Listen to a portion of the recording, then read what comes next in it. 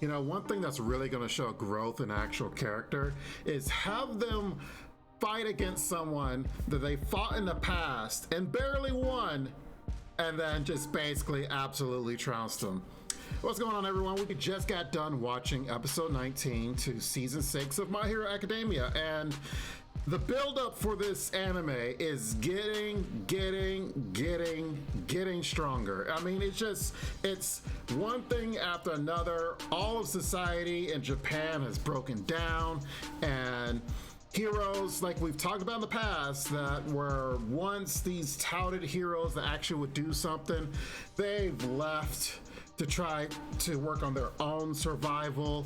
And it's a lawless land. People are trying to help themselves instead of look to the heroes and such. And so on this episode, we basically had Muscular, which was an enemy that Deku had fight several seasons ago. They fought in the past, and Midoriya, Deku, he almost lost and he almost died actually fighting Muscular, because he was over here trying to give 100% power, and the only thing that saved him was the little boy that had water powers that literally just sprayed water on Muscular, which took his attention away, and then Deku wins. So now, what do you do when it's round 2? They're back at it, and of course Muscular is over there like, oh, I'm super strong and I have my muscles give me armor and such. Yeah, and Deku's like, yeah, that's quite nice. About that though.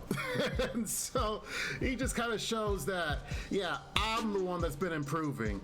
And it's just, I actually like the story direction, that aspect, because before, he's young, inexperienced, barely wins against this guy.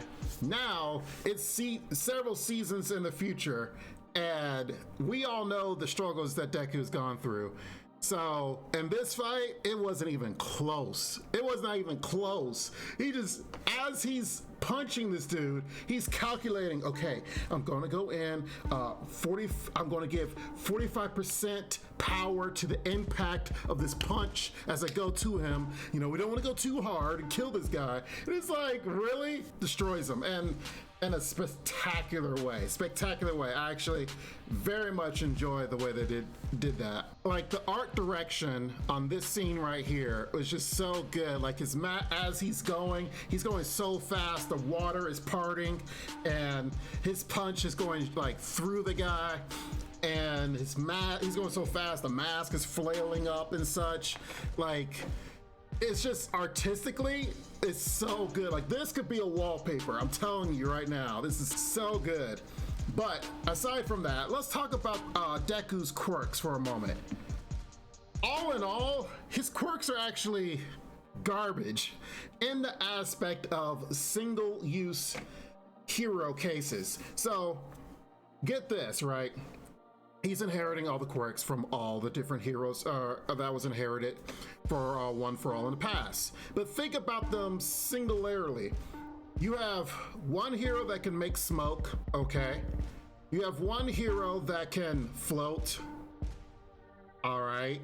You got another hero, sense danger, okay? Like, all these quirks on their own are not really overwhelmingly powerful quirks, to be honest.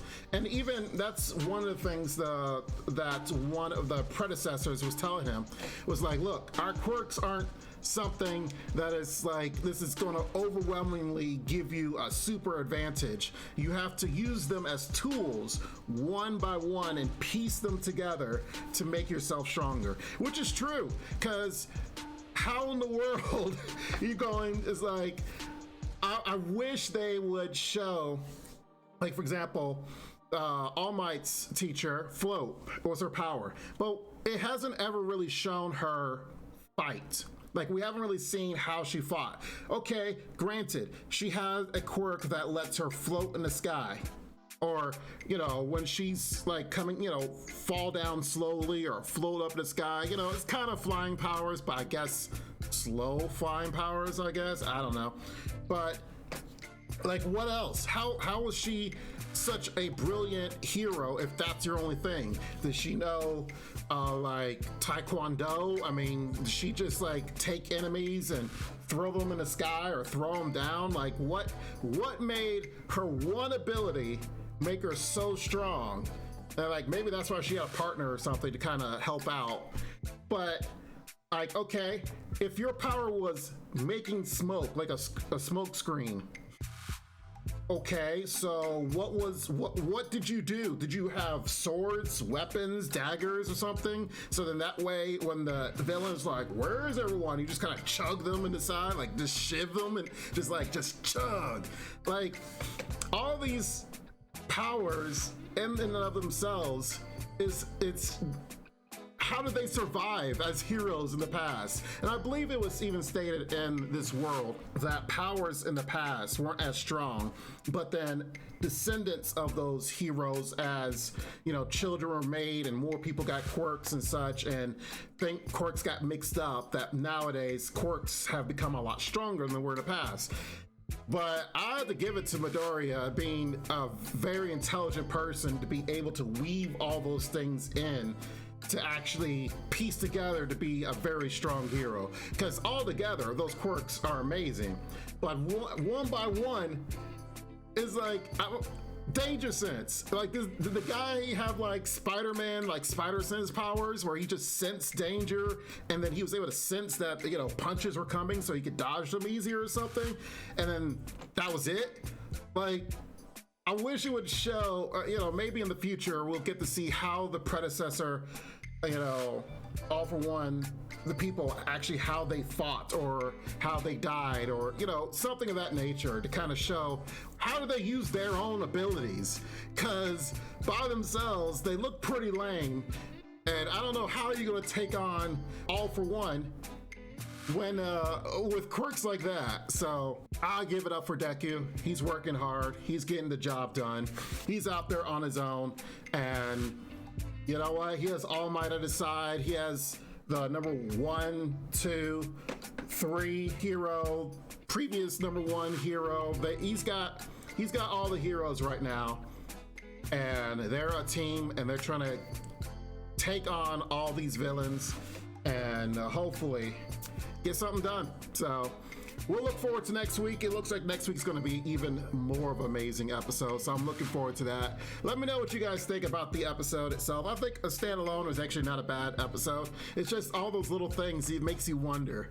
But we'll see what comes up in the future. But yes, comment below what you guys think, but make sure you like the video if you actually enjoy the analysis, and please make sure you subscribe so you get even more anime reviews in the future. You guys be safe, take care, and I'll see you next time. Bye-bye for now. This ain't what you want, bitch, I'm a fucking phenomenon.